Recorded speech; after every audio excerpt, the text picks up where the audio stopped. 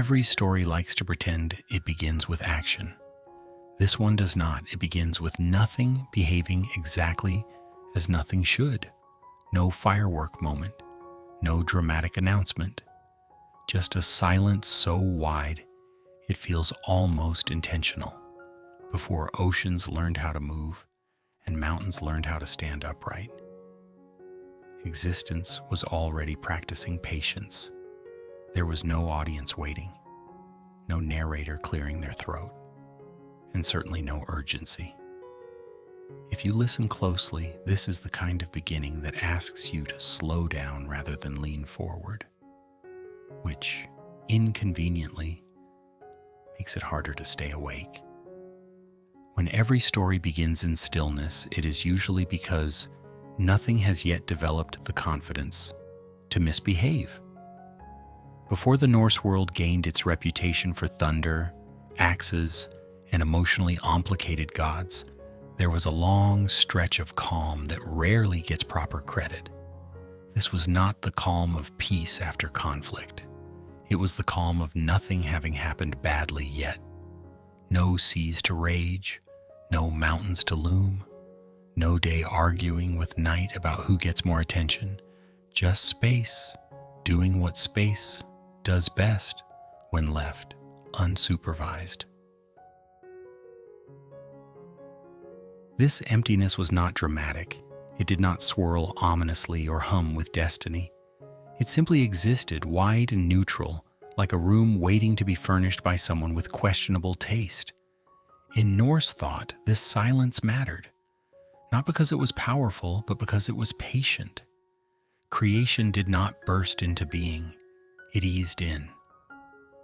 The first changes were subtle enough that they might have gone unnoticed if anyone had been there to notice them. Cold leaned gently toward warmth. Stillness brushed against motion. Nothing collided, nothing exploded. The universe behaved politely. And from that politeness, something began to take shape. This is often where modern retellings get nervous. They worry that an audience raised on constant stimulation might lose interest. So they add sparks, they add conflict, they speed things up. The original story does none of that.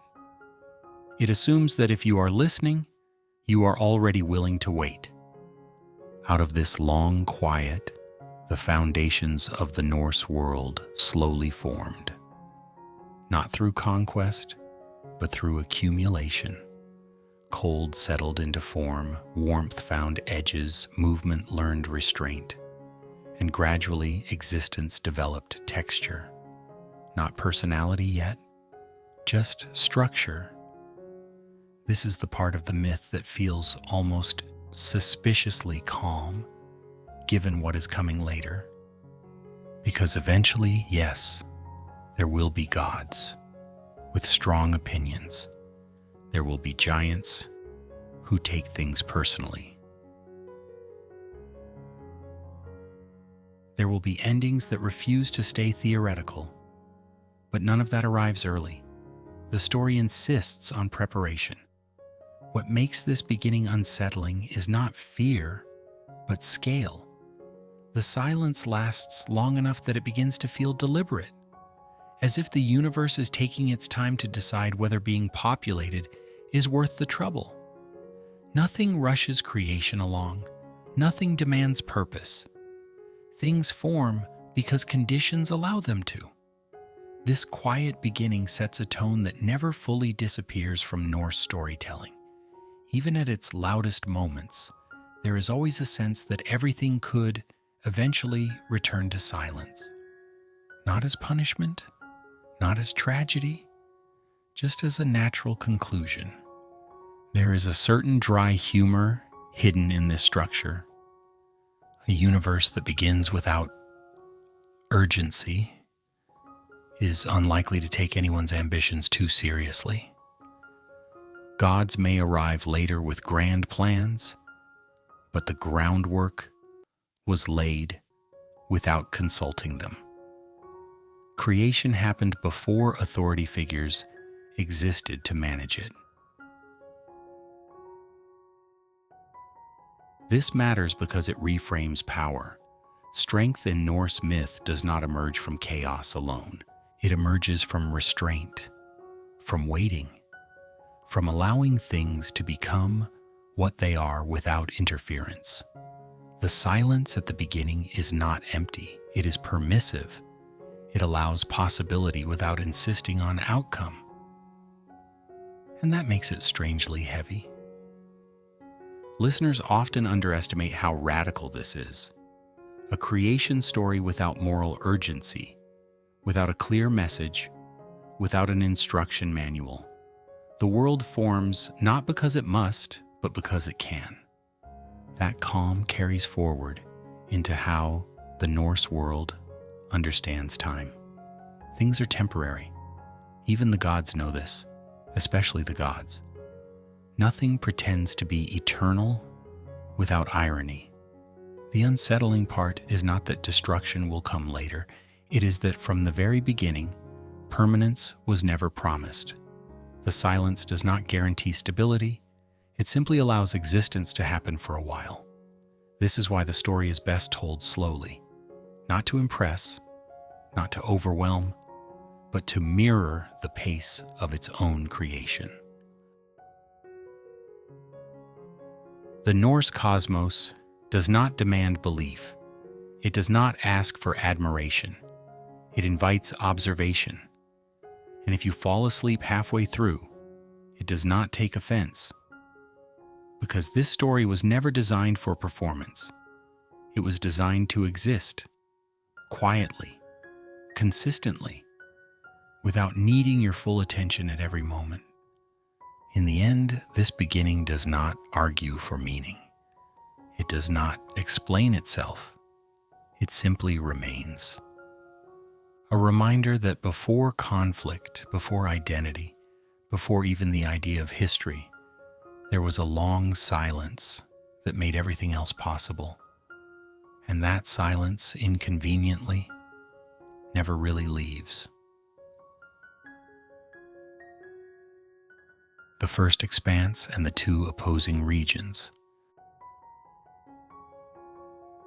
In the earliest version of things, before direction learned how to point and before borders learned how to pretend they were permanent, there was an expanse so wide that even the idea of where felt premature, a space without preference, without orientation, and without the mild courtesy of landmarks. A place that did not yet know it would someday be described as empty because there was no one around to feel disappointed by it. And within this vast pause existed two conditions that were not yet enemies, merely neighbors who had not been formally introduced, one side settling naturally into deep cold where ice and mist were not dramatic forces but default settings, the other holding steady warmth where light and heat existed without ambition, neither side pushing forward, neither side retreating, both content to remain exactly as they were for as long as necessary, which in this context meant an unreasonably long time. When these two regions finally made contact, the universe did not react with fireworks or thunder or any sense of theatrical obligation, because nothing in this story is in a hurry, and the meeting was less a collision and more a prolonged, awkward brushing of sleeves, cold easing into warmth, warmth tolerating cold, ice softening not with enthusiasm but with resignation, and from that gentle compromise the first changes emerged so slowly that calling them events feels generous. There was no moment anyone could later point to and say, "This is where it all began." Only a gradual realization that something had shifted, that stillness had acquired texture, that space had begun to develop habits. This is often the part modern retellings struggle with because audiences have been trained to expect creation to behave like a performance, preferably with sound effects. But the original tone is closer to a late-night room where something important is happening quietly in the corner and no one wants to turn on the light in case it ruins the mood. Life, such as it was, did not arrive as a declaration. It did not announce itself or demand attention. It formed the way breath does, in a large, empty room, tentative at first, then steadier, then simply present, as if existence itself were testing whether it was allowed to continue. The cold region did not resent the warmth for softening it, and the warm region did not claim credit for awakening anything, because neither side understood itself as a cause, only as a condition. And this refusal to take responsibility sets the tone for everything that follows. What makes this beginning unsettling is not danger, but indifference. The sense that the universe did not need a reason to start and does not require a reason to continue.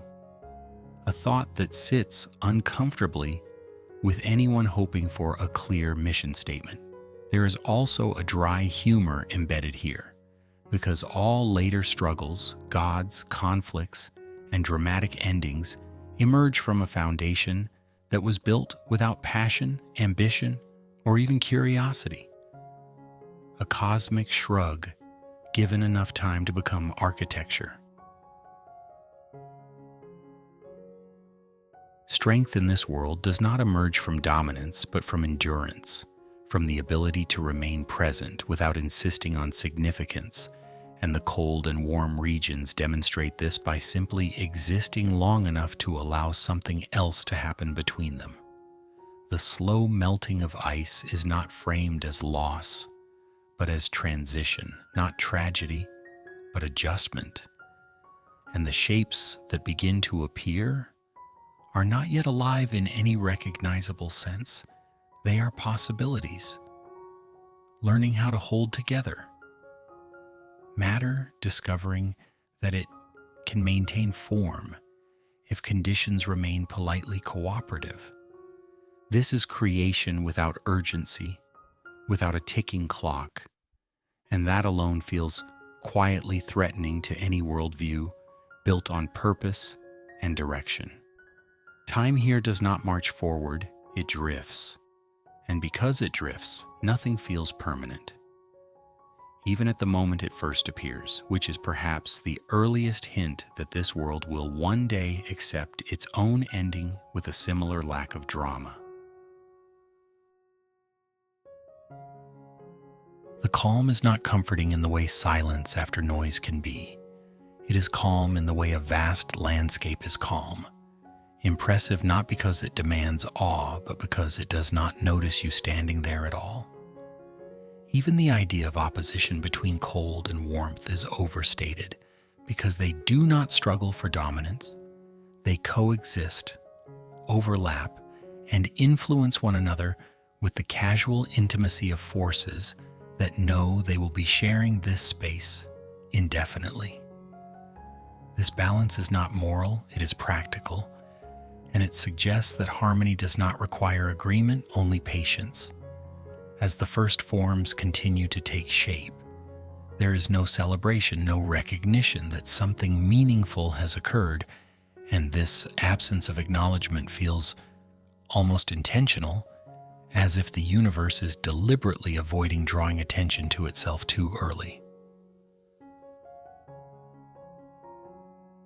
Life, when it finally becomes recognizable, feels less like a miracle and more like a side effect, something that happens when conditions are left alone long enough, and this perspective strips creation of grandeur while somehow making it heavier. There is a faint irony in the fact that later beings will argue endlessly about purpose, destiny, and meaning, all emerging from a beginning that offered none of these things explicitly. The universe did not promise coherence. It merely allowed continuity, and from that allowance, everything else follows.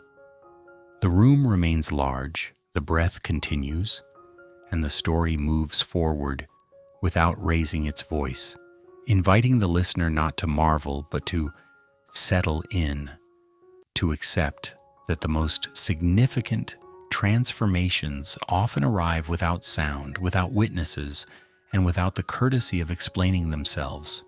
And if that feels unsettling, it is only because we tend to overestimate how much intention was ever required for the world to begin. The first beings and the emergence of early order.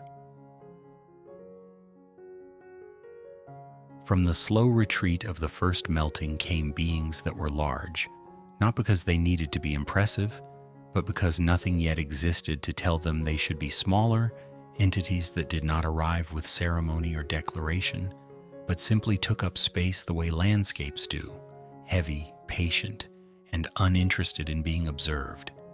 And if later traditions would call them the first living presences, that is mostly a matter of convenience rather than intent, because they did not think of themselves as alive in any meaningful way. They existed with rhythm rather than urgency, moving when movement was required and remaining still when it was not, as if time itself had not yet learned how to rush them. These early beings were not ambitious, which is perhaps their most unsettling feature, because they did not seek dominance, progress, or even survival. As a concept, they persisted the way mountains persist, by remaining where they were long enough for everything else to organize itself around them, and this persistence created a quiet gravity, a sense that something foundational had settled into place without asking permission. Around them, sustaining elements formed with even less drama, forces that did not announce power or command attention, but instead specialized in maintenance, repetition, and reliability, the unglamorous work of keeping things going, warmth that did not burn, moisture that did not flood, cycles that did not demand recognition. And it is here that the story slips into a dry, almost inconvenient irony, because the earliest world was not built by conquest or brilliance, but by consistency, by processes that showed up every day and did their job without expecting applause. Life, if it can be called that at this stage, was fed by simplicity, by the quiet accumulation of small actions repeated endlessly, and this repetition created stability long before anyone thought to call it order. The large beings did not rule these elements, nor were they ruled by them. They shared space, adapting without negotiation, which suggests a kind of cooperation so basic it does not yet deserve a name, and this cooperation is what allows the world to feel inhabited rather than assembled.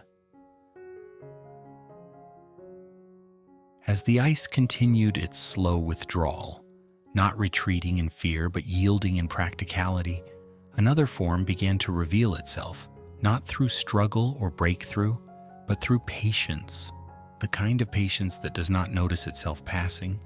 And this emergence was subtle enough that it could easily be missed if one were waiting for action, because nothing happened suddenly, nothing crossed a threshold with fanfare. Instead, shapes became clearer, boundaries slightly firmer, relationships marginally more predictable. This is the first hint of order, and it arrives without instruction, without authority, and without explanation, which is deeply unsettling for anyone hoping that structure requires intention. Order here is not imposed, it is discovered, like realizing a room has corners only after living in it for a while. The irony deepens when we consider that later worlds will obsess over rules, hierarchies, and systems of control, all tracing their lineage back to a time when order emerged simply because things continued long enough to develop patterns. The earliest beings did not enforce this order, they embodied it, not as law but as presence, and their size was less a measure of power than a consequence of arriving early, when space was generous and expectations were low. There is something faintly humorous in imagining these vast presences as the ancestors of later mythic chaos, because they are almost aggressively calm, unbothered by narrative tension, uninterested in conflict, and entirely resistant to symbolism. They do not stand for ideas. They stand, and that distinction matters. The sustaining elements continue their quiet work, feeding growth without comment, repeating cycles without variation, and in doing so they establish a rhythm that becomes the background pulse of existence, a pulse so steady it fades into invisibility, which may be why it is so often forgotten. The retreating ice does not mourn what it leaves behind, nor does it celebrate what it reveals. It simply adjusts, and this adjustment creates space, literal and conceptual, for structure to emerge, a structure that does not yet demand obedience but offers predictability. And predictability, in this world, is the first luxury. This early order does not eliminate uncertainty, it contains it, giving it edges and intervals, and this containment makes life possible without making it comfortable. The unsettling quality of this phase lies in how ordinary it feels, how little effort seems required for something so significant to take shape, and this ordinariness challenges the expectation that creation should be exceptional. There is no moment where the world pauses to admire itself, no realization that something important has occurred, which suggests that importance is a label applied later, not a condition present at the beginning. As these early beings continue to exist, they do so without memory or foresight. They are not building toward a future, they are maintaining a present, and this maintenance is what allows everything else to happen, quietly, indirectly, and without permission. The first order is not a system of control, but a side effect of endurance, and that endurance carries a subtle, almost mocking message for later generations, obsessed with speed and significance. The world does not hurry because it does not need to arrive anywhere. It unfolds because conditions allow it to. And when patience is sufficient, structure follows. This is not a comforting lesson, but it is a persistent one whispered beneath every later story of conflict and collapse, reminding us that before drama, before ambition, and before meaning itself learned how to speak, there were beings who existed without explanation and a world that organized itself simply because no one stopped it from doing so. The arrival of the first gods and the discipline of arrangement. From the early order, when patterns had begun to repeat themselves with enough consistency to be trusted, figures with an organizational temperament quietly appeared, not as conquerors arriving with raised voices, but as observers stepping into a room that was already functional and deciding where the furniture might work better. And these were the first beings later stories would call gods, though at the time they were less divine authorities and more cosmic administrators, interested not in ruling but in arranging, not in domination but in alignment, watching the existing rhythms carefully before daring to touch them, which is perhaps the most unsettling part of their arrival. Because power that pauses to observe is rarely in a hurry to justify itself. These early gods did not interrupt the world's motion. They leaned into it, adjusting here, nudging there, refining what already existed rather than replacing it, and this makes their presence feel less like a revolution and more like a long, thoughtful edit. The kind made by someone who respects the original draft but believes it can be clearer. Among them, 3 brothers emerge as the most consequential, not because they are louder or stronger, but because they cooperate, which in mythological terms is already an unusual decision, and their collaboration does not feel heroic so much as procedural, A series of discussions held in low voices, choices weighed slowly, consequences considered not with fear but with patience, as if time itself were sitting into the corner listening. They do not rush creation, perhaps because they understand that the world has survived this long without them and would continue to do so if they misstep, a humbling realization that seems to keep their ambitions modest. When they act, it is not with sweeping gestures, but with deliberate conversions, taking what already exists and persuading it to become something else, solid, drawn from matter already present, water shaped from what had been flowing without purpose, sky stretched from the space that had always been there but lacked definition. And in this process, nothing is discarded, nothing labeled as useless, because waste implies excess, and excess has not yet been invented. This economy of creation carries a faint, dry humor, because later worlds will become obsessed with accumulation. Yet the foundation of existence is built entirely on reuse, transformation, and restraint, a quiet lesson delivered without commentary. The brothers' work introduces cycles not as laws enforced from above, but as habits encouraged gently until they sustain themselves, movements that repeat because repetition proves efficient, and once these cycles settle into place, the world begins to feel less accidental, though never entirely intentional. What is unsettling here is how little ceremony accompanies these changes, because even as land stabilizes and sky gains distance, there is no moment of acknowledgement, no recognition that something monumental has occurred, suggesting that monumentality is a human invention applied retroactively to events that did not request it. The gods themselves do not celebrate, they continue adjusting, watching, and refining.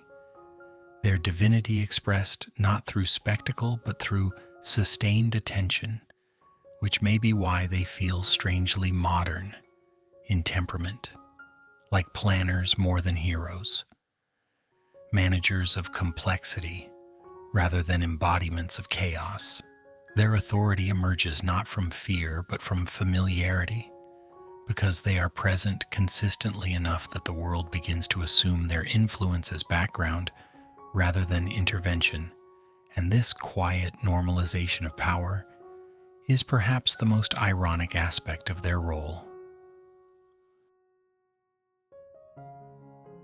As the ground firms and the waters settle into patterns, the gods do not claim ownership. They allow the systems to operate independently, stepping back just enough to test whether what they have shaped can endure without constant supervision, and this willingness to withdraw suggests confidence rather than indifference. The sky, once defined, does not demand attention. It simply exists as a boundary that makes other things possible, and the cycles that follow do not argue for meaning, they repeat, because repetition works. There is a subtle comedy in the way later myths will inflate these moments into acts of supreme will, when in reality they resemble careful problem solving conducted over an immeasurable span of time, the kind of work that rarely earns applause because it prevents crises rather than causing them.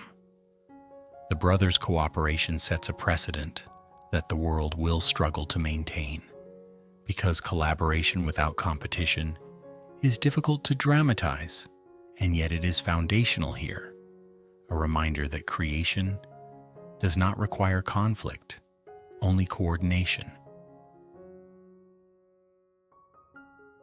Their decisions are slow enough to feel almost reluctant, as if they are aware that every change limits possibility even as it creates structure, and this awareness lends their actions a weight that spectacle could never achieve. Nothing they shape is final, everything remains adjustable, and this flexibility becomes part of the world's character, a quiet acceptance that stability does not mean immobility. The unsettling calm of this phase comes from how reasonable it all feels, how little resistance is encountered, and how smoothly existence accepts its new contours, which raises the uncomfortable possibility that order does not require struggle, only time and attention. Humor creeps in when one considers how much later generations will argue about divine intent, commandments, and destiny, all originating from beings who seemed primarily interested in tidying up and seeing what happens next. The gods do not declare the world complete, they leave it open-ended with cycles in motion and elements in balance, trusting that what follows will be shaped by the same principles of conversion and continuity.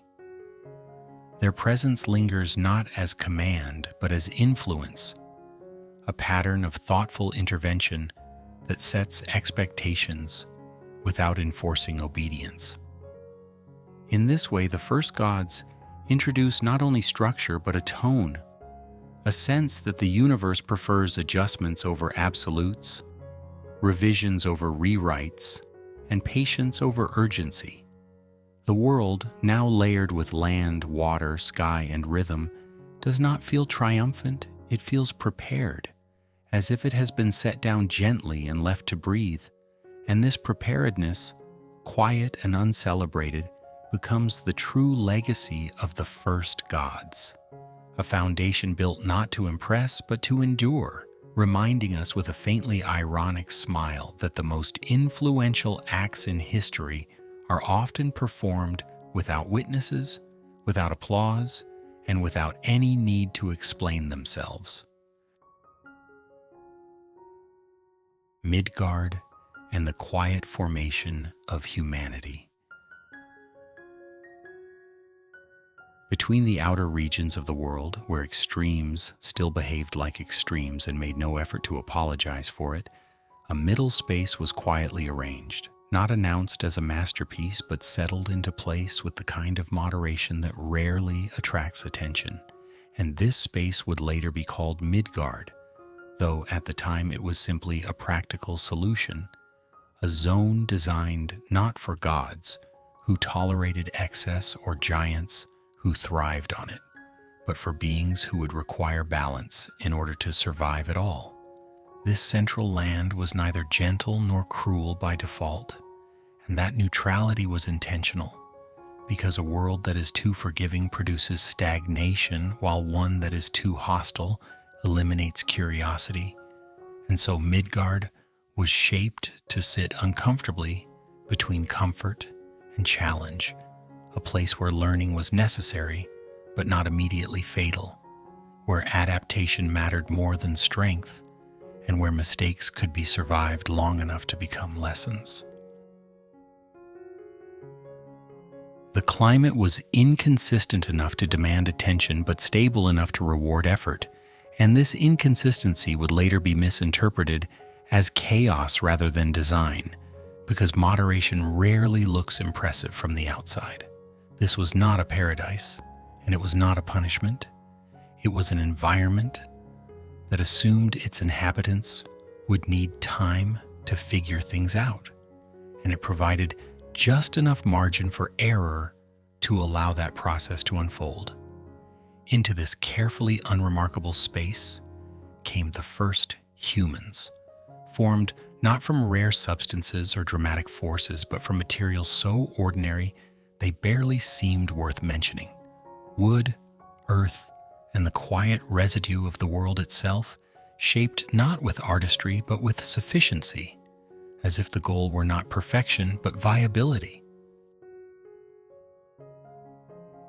Their creation lacked ceremony, lacked prophecy, and lacked any sense that something extraordinary had occurred, which is perhaps the most unsettling detail, because the emergence of humanity was treated less like an event and more like a continuation, another adjustment in a world already accustomed to gradual change. What set these beings apart was not their construction, but what followed it, the addition of breath that carried warmth without fire, emotion without instruction, an awareness without explanation, gifts that did not come with guidelines or warnings, and this absence of guidance would shape human history far more than any divine intervention ever could. Humans were given the ability to feel the world rather than understand it, to sense changes before they could explain them, and to respond emotionally long before they developed the language to justify those responses, a design choice that suggests either remarkable foresight or a willingness to observe what might happen next without interference. Their senses tied them to Midgard intimately, hunger teaching them about scarcity, fatigue introducing them to time, and curiosity pushing them toward exploration, even when caution might have been wiser, and this combination ensured that human life would be defined not by certainty but by negotiation. Life did not begin loudly for them. There were no founding moments carved into stone, no dates recorded, no witnesses preserving the first steps as symbols, because humans entered the world already busy with the work of staying alive, and survival does not pause for documentation.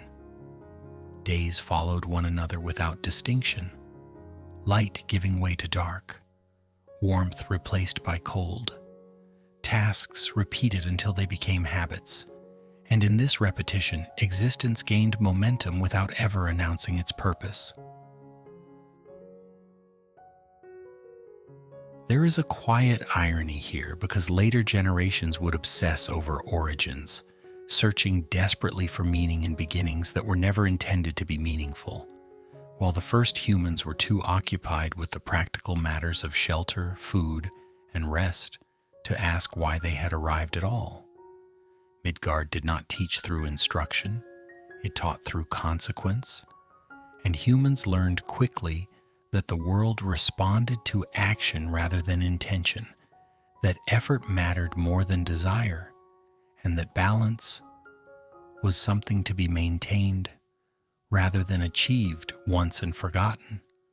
The gods, having arranged this space, did not hover, they did not supervise daily life, and they did not intervene when humans struggled, which is often framed as neglect, but reads more convincingly as restraint, because constant assistance would have undermined the very adaptability Midgard was designed to cultivate.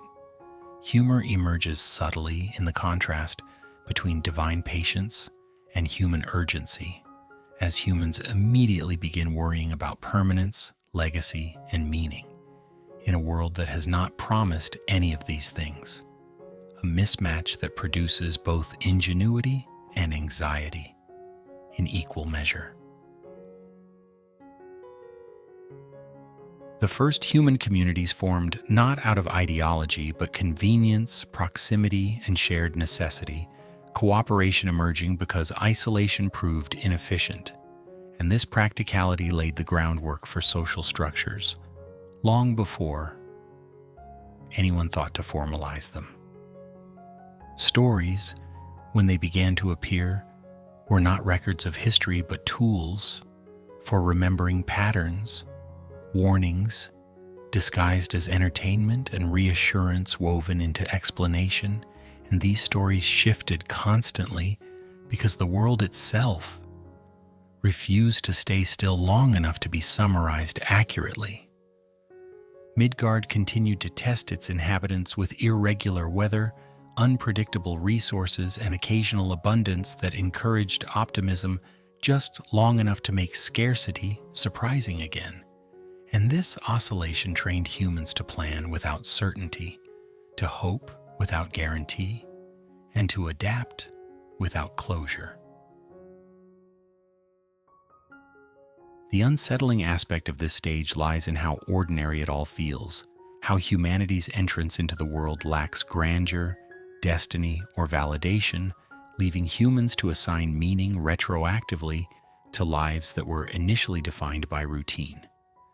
There is something faintly comedic in the fact that beings capable of reflection and imagination begin their existence focused almost entirely on the next meal and the next night's shelter, and yet this grounding in the mundane becomes their greatest strength because it anchors them to reality even as their minds wander. Midgard does not reward purity or punish curiosity. It responds proportionally, and humans learn that the world does not care about intentions, only outcomes, a lesson that proves both harsh and liberating. Over time, emotions deepen, awareness sharpens, and the sense of self grows heavier. But these developments occur so gradually that no one notices them happening, which reinforces the unsettling truth that transformation rarely announces itself. Life continues quietly, day after day, without commentary, without acknowledgement, and without promise, and it is within this unremarkable continuity that humanity finds its footing, not because it was chosen, but because it was placed in a world that allowed learning through persistence. Midgard does not elevate humans above the cosmos, it situates them within it, small enough to be challenged, capable enough to endure, and aware enough to feel the weight of both. And this balance, uncomfortable and unresolved, becomes the defining condition of human existence. In the end, the formation of Midgard and humanity is not a triumphant chapter, it is a setup, a quiet arrangement that assumes everything important will happen later without guaranteeing that anyone will be ready for it. And this assumption, delivered without drama or reassurance, lingers like a low hum beneath every human story that follows, reminding us, with a touch of irony and a restrained smile, that life did not begin with an explanation, and it has been improvising ever since. The World Tree and the Architecture of Parallel Realities. At this stage of the story, when the world has accumulated enough structure to stop feeling accidental but not enough to feel stable, everything becomes quietly dependent on a central system that is often mistaken for a symbol when it is, in fact, a piece of infrastructure, a vast connective framework that exists not to inspire poetry, but to prevent reality from falling apart in unsightly ways. And this structure, later called the World Tree, does not announce itself as sacred or dramatic, because its function is maintenance rather than spectacle, holding the worlds in place the way beams hold a ceiling, unnoticed until something goes wrong. The realms do not float independently like decorative ornaments, nor do they collapse into one another in a mess of overlapping existence. Instead, they remain concurrent, aligned, and politely separate, each occupying its own position while sharing the same underlying support, which suggests a universe less interested in hierarchy than in coexistence. The tree does not elevate one realm above another. It distributes balance, allowing extremes to exist without canceling each other out, and this refusal to prioritize is perhaps its most unsettling feature, because it implies that no single world is the point of everything. Each realm moves to its own rhythm, some slow and heavy, others restless and sharp, and none of these rhythms are corrected or synchronized, because synchronization would imply a shared destination, and this system appears uninterested in final outcomes. The World Tree functions less like a throne and more like a switchboard, ensuring that signals pass without collision, that movement in one place registers faintly elsewhere without causing immediate disruption, and that isolation never becomes absolute enough to allow stagnation. This interconnectedness is subtle, often imperceptible, but persistent, meaning that no realm exists in true solitude, even when it believes itself independent. a detail that becomes mildly ironic when later beings insist on absolute separation or purity. When something shifts in one realm, the effect elsewhere is rarely dramatic, more like a change in pressure than an earthquake. And this restraint keeps the system functional, because dramatic reactions would collapse the delicate balance that allows parallel existence to work at all. There is a quiet humor in imagining this vast cosmic structure as fundamentally administrative, a system designed to manage traffic rather than meaning, and yet without it, meaning would not survive long enough to be debated. The realms are not stacked in judgment, but arranged for efficiency, each with a role that contributes indirectly to the whole, and no realm is allowed to pretend it is entirely self-sufficient, because even the most extreme environments rely on the stability provided by the structure beneath them. This design introduces a form of accountability without authority, influence without command, where existence itself becomes a shared responsibility rather than a competitive arena. The unsettling calm of this arrangement comes from how little drama it requires, because the universe does not need constant conflict to justify its complexity. It only needs continuity, and the world tree provides that by absorbing tension rather than amplifying it. Movement through this system is possible, but never casual. Transitions require alignment rather than force, and boundaries exist not to exclude, but to preserve coherence, which is a far less satisfying explanation for separation than fear or hostility, but a more accurate one. Each realm's identity remains intact, precisely because it is not isolated, its edges defined by relationship rather than opposition, and this relational existence makes the universe feel alive in a way that chaos alone never could. There is an almost bureaucratic elegance to the way this system operates, because nothing is wasted, nothing is duplicated unnecessarily, and nothing is allowed to expand without consequence. A cosmic reminder that scale does not exempt responsibility. The tree does not judge the realms it connects. It does not reward harmony or punish discord. It simply maintains access, allowing influence to travel slowly enough to be absorbed rather than resisted. And this gradual exchange prevents the system from tearing itself apart. Later interpretations will romanticize this structure, layering symbolism onto roots and branches, but at its core it remains practical, a framework designed to hold multiple realities in simultaneous existence without forcing them into uniformity. The faintly unsettling implication is that meaning is secondary to function, that the universe values stability over narrative clarity, and that any story told about this system is an afterthought rather than a blueprint.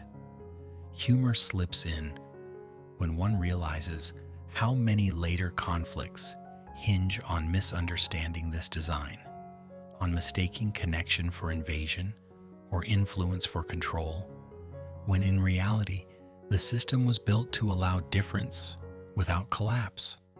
The world tree does not resolve tension, it distributes it, ensuring that no single realm bears the full weight of existence alone, and this shared burden creates resilience without requiring unity. Nothing in this architecture insists on permanence.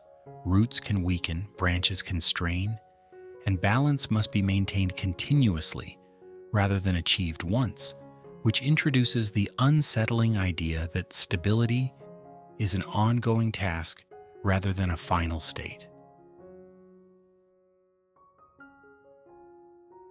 The realms persist not because they are protected by force, but because they remain responsive to one another, adjusting subtly as conditions shift, and this responsiveness becomes the true foundation of their survival. In this way, the world tree reframes the universe as a network rather than a battlefield, a system where coexistence is not idealistic but necessary, and where isolation is not strength but risk.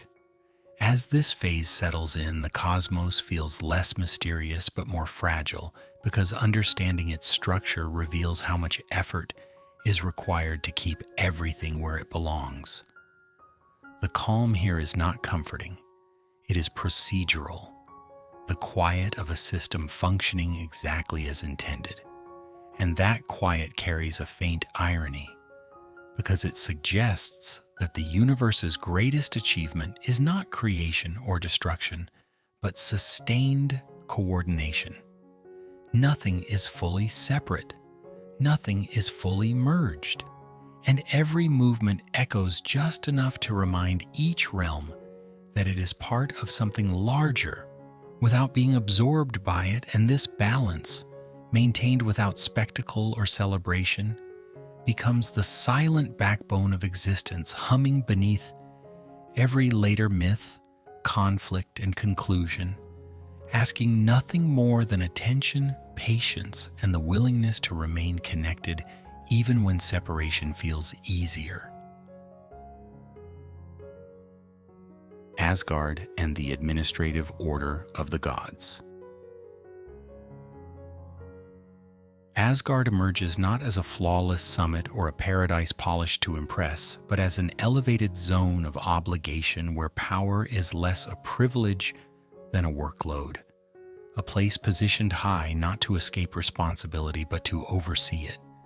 And this distinction matters because Asgard is often imagined as a reward when it functions far more like an office with a very long view and no option to resign.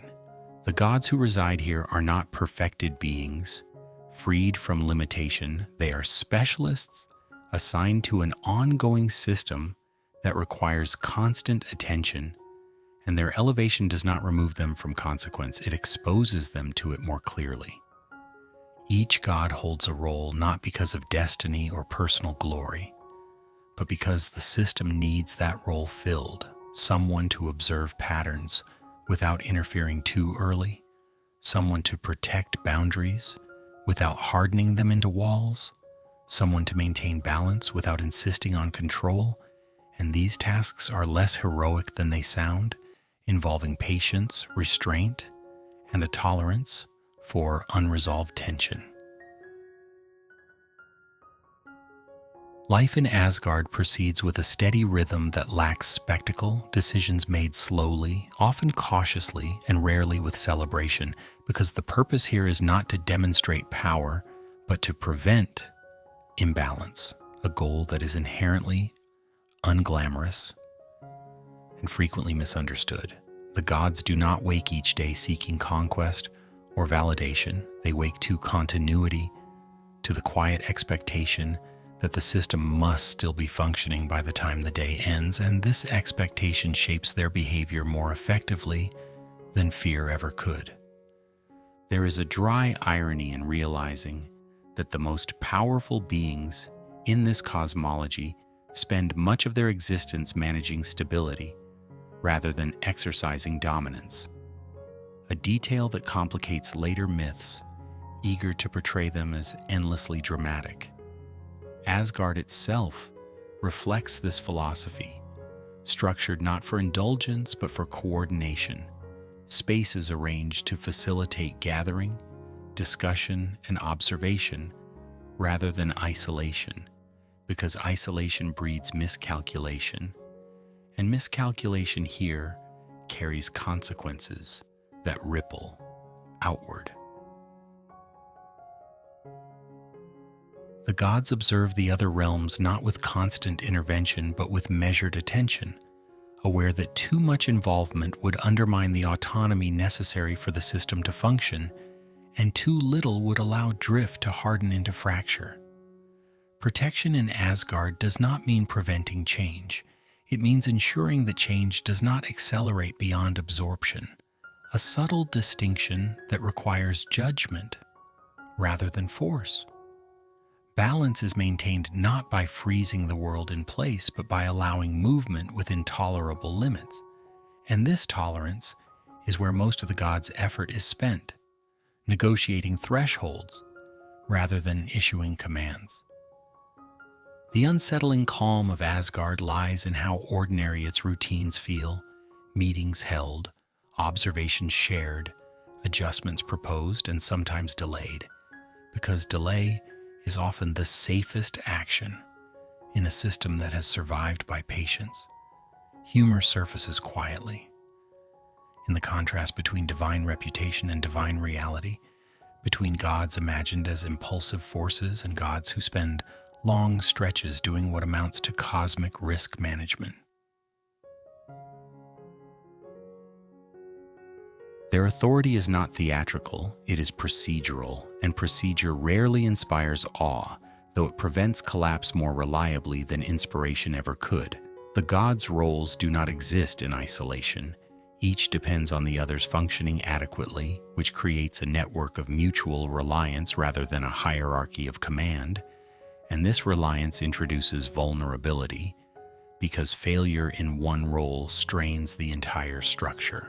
Asgard does not eliminate conflict among the gods, but it contains it, channeling disagreement into deliberation rather than escalation, because escalation would destabilize the very system they are tasked with maintaining.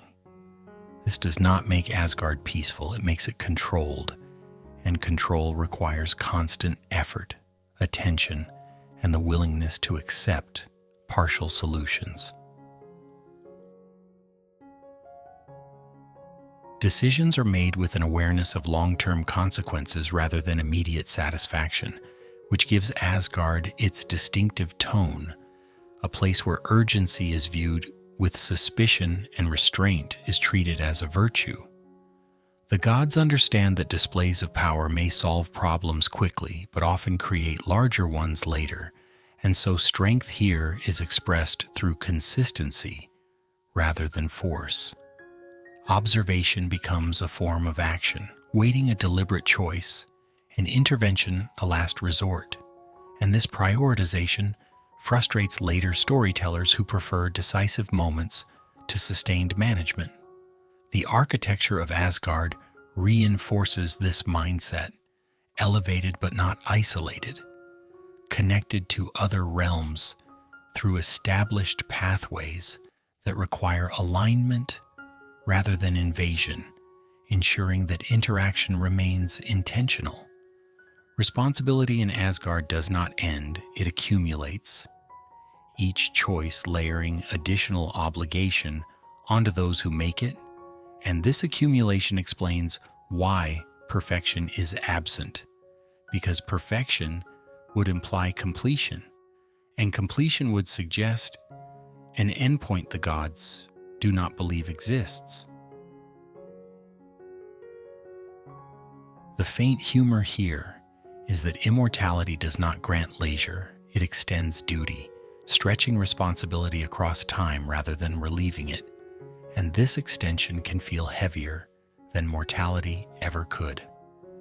Asgard's order is not imposed from above, it is negotiated continuously, shaped by observation, adjusted through experience, and maintained by cooperation, a system that assumes error is inevitable and plans accordingly. This acceptance of imperfection is what keeps the system functional, because denial would create rigidity, and rigidity would shatter under pressure.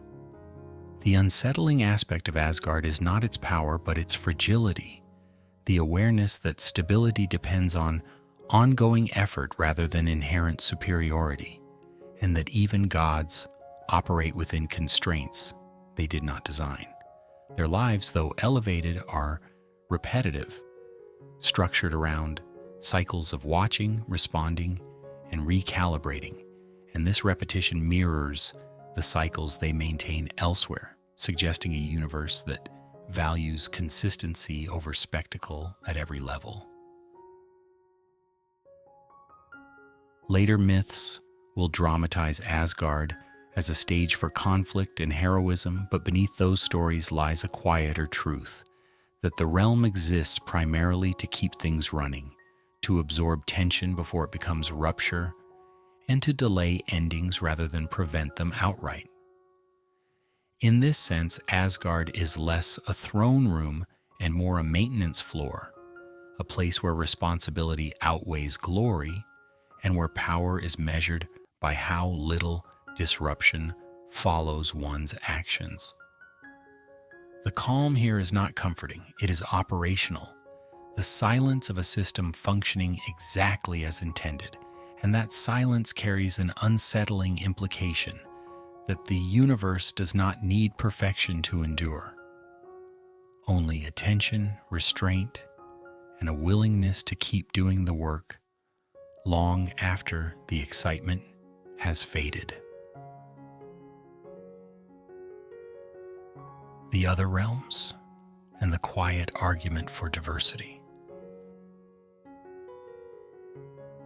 Beyond Asgard's elevated responsibility and Midgard's careful discomfort, the universe continues outward into a collection of other realms that do not ask for attention and rarely receive it, places that exist not to compete for importance but to occupy necessary positions within a larger balance. And these realms feel less like destinations and more like functions, each specializing in a particular way of existing that would be unsustainable if forced onto the whole. Some of these regions are calm to the point of near invisibility, environments where growth happens slowly and predictably, where care is the dominant action and nothing is rushed because nothing benefits from urgency. Realms that specialize in patience and continuity, quietly ensuring that replenishment is possible after loss. Others are hidden deeper, not because they are secretive, but because their work is ongoing and uninterrupted. Places where labor never truly stops, where shaping, refining, and creating occur continuously without ceremony, and where productivity is measured not in triumphs, but in persistence. These realms do not aspire upward, they do not seek elevation or recognition, and this lack of ambition is precisely what makes them functional, because ambition tends to distort purpose once it demands comparison. Each realm reflects a specific aspect of existence, not as an abstract symbol, but as a lived condition. Growth without urgency, labor without applause, stillness without stagnation, and movement without conquest. And the universe relies on these differences the way a body relies on organs that never argue about which one is most important. There is a quiet irony here, because later beings will insist on ranking these realms, assigning moral weight or narrative prestige to environments that were never designed to compete, when in reality, their strength lies in parallel existence rather than hierarchy. None of these regions is superior because superiority would imply replaceability, and none of them can be replaced without destabilizing the whole, a truth that remains largely uncelebrated because it resists drama. The diversity of realms creates resilience, not through opposition but through distribution, ensuring that no single way of being becomes dominant enough to exhaust the system. And this distribution allows tension to dissipate rather than accumulate. When one realm slows, another compensates. When one strains under effort, another absorbs pressure through rest. And this exchange happens quietly, without negotiation or command, guided by the same connective framework that allows difference without separation. The unsettling calm of this arrangement comes from how unremarkable it feels, because diversity here is not framed as an achievement or a moral stance. It is simply a requirement for endurance, an admission that no single environment can sustain everything. Humor slips in when we consider how often later narratives search for a perfect realm, a place where existence is finally optimized, ignoring the fact that such optimization would eliminate the very balance that keeps the universe functioning.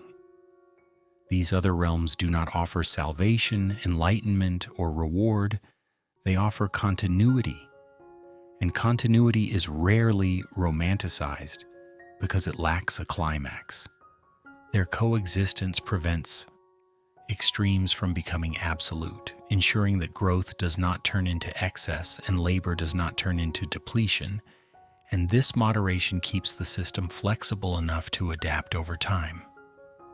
None of these realms exists in isolation, even when they appear distant, because their rhythms subtly influence one another, a shift in one registering as a faint adjustment elsewhere, reminding the system that separation is always partial. This interconnected diversity introduces a form of balance that does not rely on symmetry, because symmetry would require sameness, and sameness would collapse under the weight of reality's variability. Instead, balance emerges from difference, from allowing multiple modes of existence to operate simultaneously without forcing convergence. There is a faintly unsettling implication here that harmony does not require agreement or unity, only coexistence, a concept that becomes increasingly uncomfortable for beings who prefer clarity over complexity.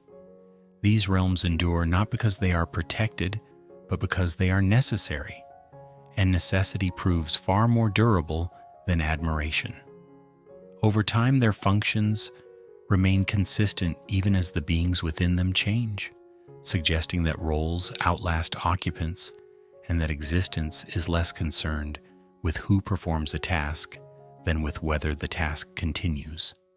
This perspective strips individuality of cosmic importance while still allowing it local significance, a balance that feels both humbling and oddly reassuring.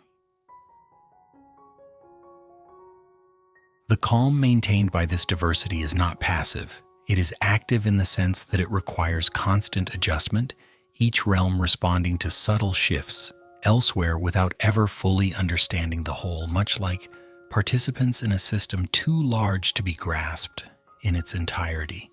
Later conflicts often arise when this balance is misunderstood, when difference is interpreted as threat rather than function, and when separation is mistaken for opposition, leading to attempts at dominance that strain the system unnecessarily. The quiet humor in this phase lies in how much effort will later be spent trying to simplify what was never meant to be simple, flattening diversity into categories that make storytelling easier but reality weaker. These other realms do not resolve tension, they diffuse it, spreading pressure across multiple environments so that no single failure becomes catastrophic. And this diffusion allows the world to persist through inconsistency, error, and change. The unsettling quality of this arrangement is that it offers no center of meaning, no final authority that explains why things are the way they are, only a network of interdependence that functions regardless of interpretation. Diversity here is not celebrated, it is assumed, and this assumption removes the need for justification, suggesting that existence does not argue for its structure, it simply demonstrates it over time. As this phase settles in, the universe feels less heroic but more durable, less dramatic but more honest, because it acknowledges that survival depends not on perfection or dominance, but on allowing many different ways of being to coexist without forcing resolution. In the end, these other realms do not stand apart as curiosities. They form the quiet majority of existence, doing the work that makes stability possible while remaining largely unnoticed. And their continued presence delivers an unsettling but persistent message that balance is not achieved by elevating one ideal above all others, but by letting difference remain unresolved, interconnected, and quietly essential, long after the need to explain it has faded. Heroes and the slow drift of oral memory. In the human world, once survival becomes routine enough to allow memory to stretch beyond the immediate present, certain individuals begin to stand out, not because they arrive marked as exceptional, but because they persist long enough for their paths to be noticed. And this distinction matters because heroism here is not a birthright or a divine appointment. It is an after effect, something that settles onto a person only once others have decided to remember them. These figures do not begin as legends. They begin as people navigating the same uneven ground as everyone else, constrained by the same weather, the same limits of strength and understanding, and the same quiet uncertainty about whether their efforts will matter at all.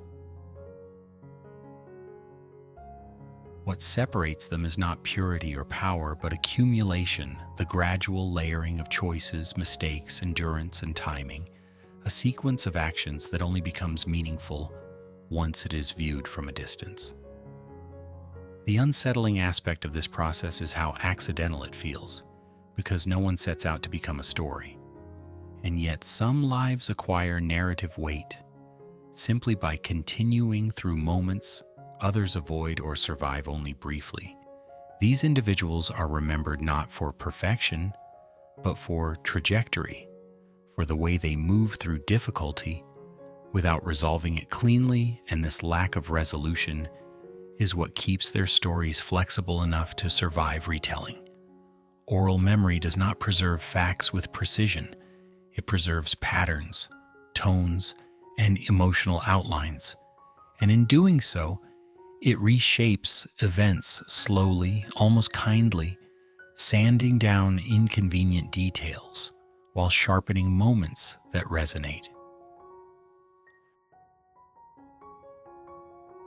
Each generation receives these stories not as fixed records, but as living material, adjusted unconsciously to fit new concerns, new fears, and new expectations, and yet something essential remains intact. A core rhythm that resists erosion even as details drift. There is a quiet irony in this, because the more a story changes, the more confident people become that they are hearing something ancient and authentic, when in reality, authenticity here lies not in accuracy, but in continuity. These stories are not designed for comparison. They do not ask to be ranked or measured against one another, because their purpose is not competition but coherence, helping a community recognize itself across time. Heroes in this sense are not ideals to be imitated exactly. They are reference points, reminders that someone once navigated uncertainty and continued anyway, which is a far more useful message than flawless success. The telling itself is slow, often repetitive, shaped by the rhythm of long evenings, shared labor, and moments when attention drifts just enough to allow exaggeration to slip in unnoticed. Humor emerges naturally in this process, because retelling favors memorable turns of phrase over strict truth, and irony survives because it feels honest even when details do not. A hero who becomes slightly braver with each telling is not a deception. It is an accommodation, an adjustment that reflects what the listeners need rather than what actually occurred. What makes this unsettling is not the distortion, but the realization that memory values usefulness over fidelity, and that collective identity is built on stories that have been gently negotiated rather than preserved intact. These narratives do not exist to instruct in any formal sense. They offer no clear moral framework, only examples of movement through the world that feel familiar enough to be comforting and ambiguous enough to remain relevant. The heroes themselves fade as individuals even as their journeys persist, names becoming symbols, faces dissolving into outlines, until what remains is not a person but a shape of experience that can be recognized across different lives. This transformation strips heroism of ownership, turning it into a shared resource rather than a personal achievement. And there is something faintly humorous in how little control the original individual retains over their own legacy. The collective memory absorbs their life and repurposes it, emphasizing resilience here, caution there, sacrifice in one era, cleverness in another, all without consulting the source. These stories settle into the background of daily life, told not in moments of ceremony but in passing during work, travel, or rest, woven into conversation so casually that their influence becomes invisible. Over time, they function less as entertainment and more as orientation, providing a sense of continuity that smooths the edges of change. The unsettling calm of this phase comes from how quietly meaning is generated, without declaration or authority, emerging instead from repetition and shared attention. There is no official version, no definitive account, and this lack of finality ensures survival, because a story that cannot change cannot adapt, and a story that cannot adapt eventually disappears. Humor persists in the way communities insist they are preserving tradition, even as they continuously revise it, a contradiction that somehow strengthens rather than weakens the narrative fabric. These heroes are not elevated above humanity, they are folded into it, their flaws retained just enough to keep them believable, their successes framed as survivable rather than miraculous. Comparison is discouraged not through rule but through irrelevance, because each story serves a different moment, and measuring them against one another would strip them of context. What matters is not who was greatest, but that someone once faced uncertainty and moved through it, a reassurance that remains useful regardless of era. As generations pass, the origin of these stories becomes increasingly obscure, and this obscurity adds weight rather than diminishing value, because distance allows imagination to fill gaps with resonance rather than fact. The heroes become less about what happened and more about how it felt to endure, to choose, to continue. And this emotional fidelity proves more durable than any timeline.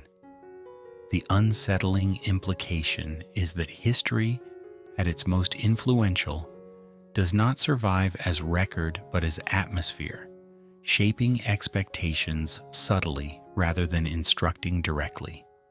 These stories do not argue for belief, they do not demand attention, they simply exist, circulating through the collective memory like a low current, steady and persistent. In the end, the heroes of oral tradition are not monuments, they are echoes, altered by every space they pass through, softened and reshaped by time, and yet still recognizable, reminding those who listen, often without realizing it, that meaning does not need to be fixed to endure. It only needs to be retold, slowly, imperfectly, and with just enough familiarity to feel like it has always been there. The slow rewriting of order. There is no moment in this phase where anyone can point and say that change has arrived, because nothing announces itself with enough confidence to deserve that kind of attention. And this is precisely what makes the shift so difficult to notice while it is happening. As the world continues to function, routines remain recognizable, and the familiar rhythms persist just long enough to convince everyone that stability is intact. The order does not fracture, it thins, stretched gradually across time until its shape begins to feel slightly unfamiliar. Not broken, just less certain, like a room arranged the same way for years that suddenly feels different, even though no one can identify what has moved. Small adjustments accumulate quietly. Connections that once felt effortless now require attention. Pathways remain open but feel longer, slower, and less frequently traveled. And the cycles that once reinforced themselves with reassuring regularity begin to hesitate, not stopping outright but pausing just long enough to introduce doubt. Some realms grow quieter, not through catastrophe but through diminishing necessity, their roles still present but less urgently demanded, while others continue functioning with stubborn consistency, unaware that the balance around them is shifting. This unevenness does not trigger alarm, because alarm requires contrast, and the changes are too subtle to produce it, unfolding instead through incremental deviation that feels tolerable at every stage. The unsettling quality here lies in how reasonable everything appears, because nothing feels wrong enough to demand correction, and so correction never comes. There is a faint irony in the way systems built on patience are undone not by violence but by extended success, because endurance breeds familiarity, and familiarity dulls vigilance. The connections between realms do not sever, they loosen enough to allow independence to masquerade as isolation, and this illusion feels comfortable for a while because independence flatters identity even as it weakens cohesion. Cycles slow not because they are failing, but because repetition over time reveals inefficiencies that no one feels motivated to address, and so delay becomes habitual, justified, even sensible, until momentum quietly drains away. No one panics during this phase because panic is a response to immediacy, and nothing here is immediate. The system still works, just not with the same ease, and effort becomes normalized without being named. There is something almost humorous in how often later generations will search for a single cause, a moment of error or betrayal, when the reality is far less dramatic and far more uncomfortable. That order eroded because it was allowed to, because it was trusted too deeply to be questioned. Awareness emerges slowly, not as fear but as recognition, the understanding that every structure, no matter how well designed, carries natural limits, thresholds beyond which it cannot operate without change, and this recognition arrives too gently to provoke action. The gods observe these shifts with the same restraint that defined their earlier interventions, noting changes, adjusting where possible, but aware that intervention at this stage would alter the system more violently than allowing it to drift. Their patience, once stabilizing, now becomes a complicating factor, because restraint that preserves balance in one era can enable decline in another, and knowing when to act becomes harder than acting decisively ever was.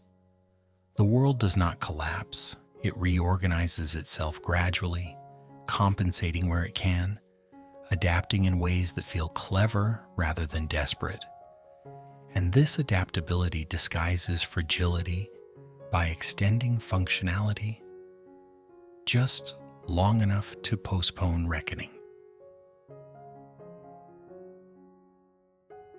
There is a quiet, almost unsettling humor in how everyone continues to behave as though permanence were still an option. Even as signs accumulate, the continuity is becoming conditional. The slowing of cycles introduces longer pauses, spaces where uncertainty has time to settle. And within those spaces, questions begin to form, not dramatic ones, but practical concerns about effort, cost, and diminishing return. These questions do not demand answers immediately, and so they linger, softening commitment without replacing it with anything else.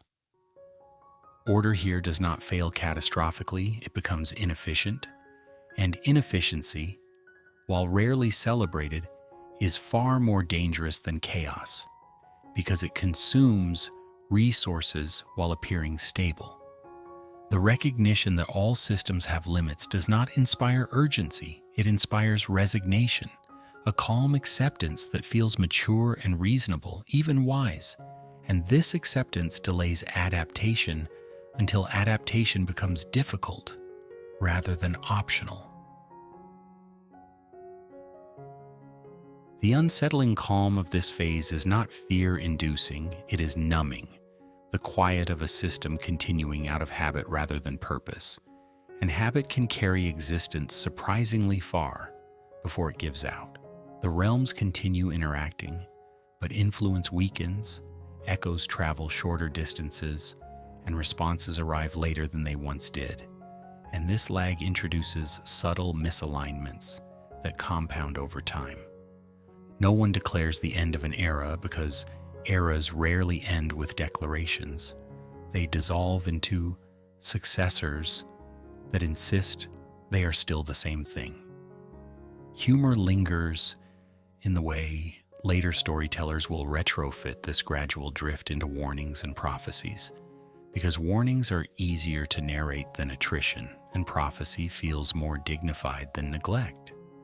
In reality, the world simply adjusts itself until adjustment becomes strain, and strain becomes the new normal. The gods, constrained by their own design principles, cannot force renewal without undermining the autonomy that sustains the system, and so they watch, manage, and absorb tension as best they can, aware that prevention has limits just as order does. The unsettling truth revealed here is not that decline is inevitable, but that it is often indistinguishable from continuity until it is well underway, and that recognition alone does not produce change. Systems do not collapse because they are fragile, they collapse because they are trusted, relied upon, and assumed to be self-correcting long after their capacity to correct has diminished. This phase does not feel like an ending. It feels like extension, the stretching of order beyond its comfort zone, and that stretching introduces fatigue without spectacle. The calm persists, conversations continue, routines remain, and life carries on, which is precisely why the shift matters, because it demonstrates how transformation prefers quiet accumulation over dramatic interruption. In the end, this gradual change does not announce what comes next. It merely prepares the conditions for it, leaving behind a world that still functions, still recognizes itself, but does so with a faint awareness that something essential has thinned, that balance has become maintenance heavy, and that stability, once assumed, now requires effort to justify. An awareness that settles softly into the background, unsettling not because it predicts disaster, but because it refuses to promise continuity, reminding anyone paying attention, often too late, that no order persists indefinitely, not through failure, but through time. The closing of a cycle. At the end of a long sequence, the universe does not gather itself for a dramatic conclusion. It does not summon witnesses or offer explanations. Instead, it does something far less accommodating. it begins to loosen. The parts that once moved together with quiet coordination gradually drifting apart, not in argument but in acceptance, as if proximity had simply completed its usefulness. There is no rupture here, no moment that feels like failure, only a steady withdrawal that resembles fatigue more than defeat, the kind that arrives after prolonged effort when continuation stops feeling necessary. Relationships between realms soften, not because they are broken, but because they no longer require reinforcement, and what once needed constant adjustment now settles into stillness without protest. Some figures who were once central simply stop appearing, not erased, not punished, just absent, their roles fulfilled long enough to no longer demand repetition. And this disappearance feels unsettling precisely because it is not framed as loss. Stories do not announce their final chapter, they just stop including certain names, and over time, absence becomes ordinary.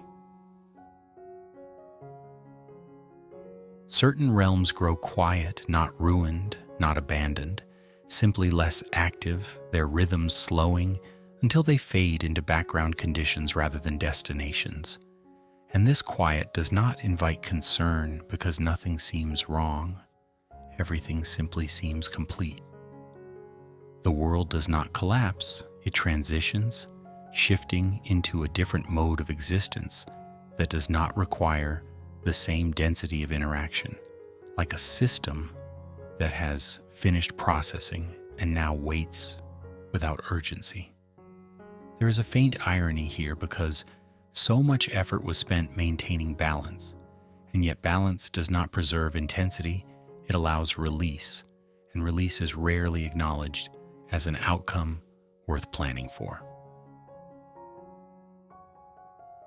The gods do not declare an ending because declarations would imply authority over time, and time has never accepted instruction, so instead they recede, their presence thinning until it becomes influence rather than intervention, memory rather than management. This withdrawal is not regretful, it is procedural, the conclusion of responsibilities that no longer need oversight, and in that sense it mirrors the beginning, which arrived without ceremony, and now leaves the same way. Humor lingers quietly in how often later interpretations insist on catastrophe, unable to accept an ending that does not justify itself through destruction, when in reality the cycle closes because it has reached sufficiency. The unsettling calm of this phase comes from its ordinariness, the way everything continues to exist while no longer insisting on participation, a reminder that endings do not always arrive with consequences loud enough to notice. The world remains present, recognizable, but lighter, less burdened by coordination, less dependent on maintenance, as if it has learned enough to stand without constant adjustment. Some connections persist faintly, like habits that outlast their purpose, while others dissolve completely, leaving no trace because they were never meant to be permanent. There is no panic because panic requires threat, and nothing here is threatened. The system is not failing, it is concluding, and that distinction is uncomfortable because it removes the possibility of intervention. One cannot fix what is not broken, and one cannot preserve what no longer requires preservation. The day does not end because something goes wrong, it ends because its time is finished, and night arrives not as an event but as a condition, quiet, unannounced, and oddly familiar. This comparison matters because night is not an absence of day, it is a different arrangement of the same world, and the cycle closes in much the same way, existence shifting emphasis rather than disappearing. Memory remains, stories linger, landscapes hold their shape. But the urgency that once drove interaction dissipates, leaving behind a calmer, thinner version of reality that does not demand explanation. The unsettling truth revealed here is that continuity does not require constant activity, and meaning does not evaporate when attention moves elsewhere. Later beings will search for endings that feel earned, that justify themselves through conflict or sacrifice. But this cycle offers no such reassurance. It simply concludes, trusting that what follows will not require validation from what came before. The humor, faint but persistent, lies in how this quiet ending undermines the expectation that significance must be noisy, that closure must be announced, or that transformation must feel important to those experiencing it. Instead, the cycle closes the way many days do, with tasks unfinished, conversations unresolved, and no sense that anything remarkable has occurred, until one looks back and realizes that something essential has shifted. The world remains not as it was, but as it now needs to be, and that adjustment does not ask for acknowledgement. In this final phase, the universe demonstrates its most unsettling quality, its indifference to narrative satisfaction, its refusal to dramatize its own transitions, and its quiet confidence that existence does not need witnesses to continue. The cycle ends not with an answer, but with a condition, a softer state in which motion slows, presence thins, and continuity persists without instruction, leaving behind a world that has not vanished, only changed, like light, fading into evening without apology, without explanation, and without waiting to see who is still awake to notice. Continuity in silence. After the old cycle finishes without bothering to announce itself, the space it leaves behind grows noticeably quieter, not empty in the dramatic sense, but relieved, like a room after a long conversation has ended and no one feels the need to immediately fill the pause. And this quiet is often misunderstood as absence, when it is actually a form of presence that has learned how to stop performing. The foundational elements remain where they have always been, not displaced, not diminished, simply unoccupied by urgency, continuing to exist without asking what comes next, which is perhaps the most unsettling part, because expectation dissolves while existence does not. Nothing rushes to replace what has withdrawn. No new structure steps forward to claim relevance, and this lack of succession feels almost deliberate, as if the universe has decided that continuation does not require immediate justification. The systems that once demanded attention now rest in a state of readiness rather than action, not frozen, not finished, just waiting without impatience. And this waiting carries a different weight than anticipation, because it does not lean forward, it settles downward. There is a faint irony in how often silence is interpreted as failure, when here it functions as maintenance, a low-energy mode designed to preserve what remains without exhausting it further. The Norse story does not conclude with resolution or revelation, because resolution implies closure, and closure would suggest that something has been completed permanently, an idea this world has never fully endorsed. Instead, the story releases itself into a long pause, a stretch of time where nothing insists on being explained, corrected, or improved, and this pause becomes the final gesture, understated but intentional. Everything that mattered enough to endure is set down gently, not discarded, not elevated, simply placed where it can rest. And rest here is not the opposite of action, but its continuation by other means. The unsettling calm of this phase lies in its refusal to signal importance, because nothing is framed as an ending worthy of remembrance, and yet the shift is undeniable, a thinning of movement, a softening of presence, a quiet redistribution of attention away from effort and toward persistence. Humor lingers faintly in the way listeners often expect a concluding lesson, a moral summary, or at least a clear indication of what to think next, only to be met with nothing more accommodating than silence, which feels almost mischievous in its restraint.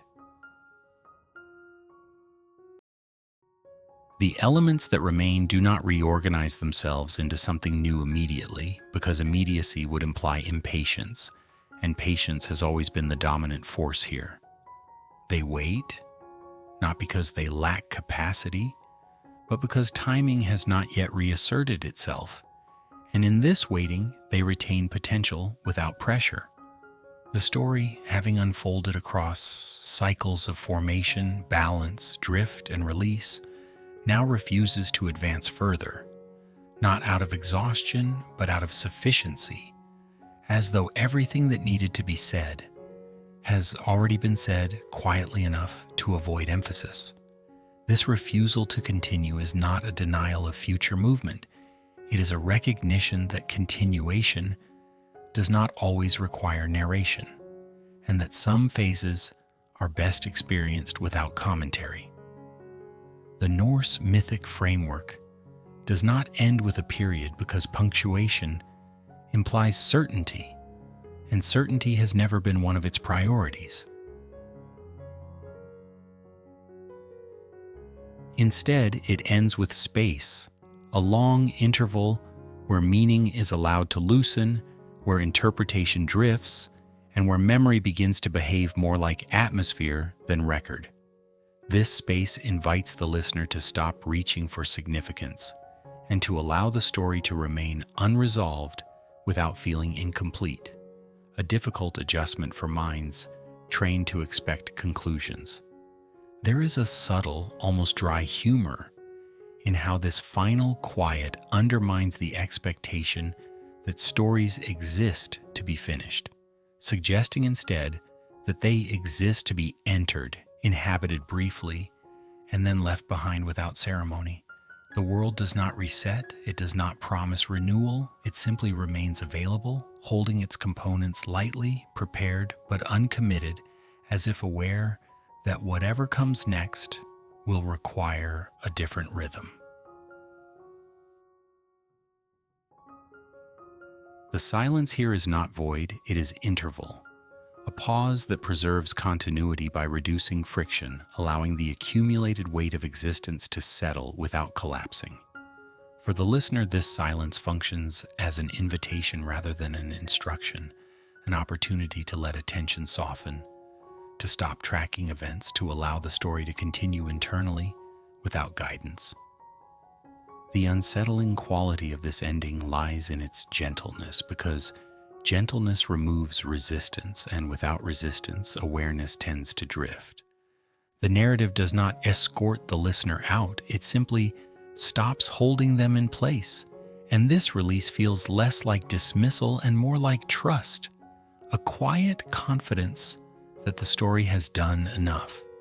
In this final state, the Norse world does not assert relevance, it does not demand remembrance, it allows itself to be set aside, confident that what matters will resurface when conditions align.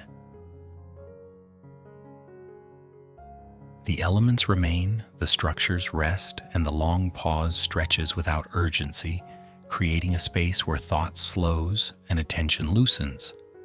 It is here, in this unguarded quiet, that the story completes its last function, not by teaching or warning, but by easing the listener out of narrative awareness altogether, letting the words thin, the images fade, and the sense of time soften until the boundary between listening and resting becomes indistinct. The silence does not end the story, it absorbs it, carrying it forward in a way that requires no effort to follow. And within that absorption, sleep arrives not as an interruption, but as a continuation. Natural, unannounced, and entirely in keeping with a world that has always preferred to move forward without insisting on being noticed.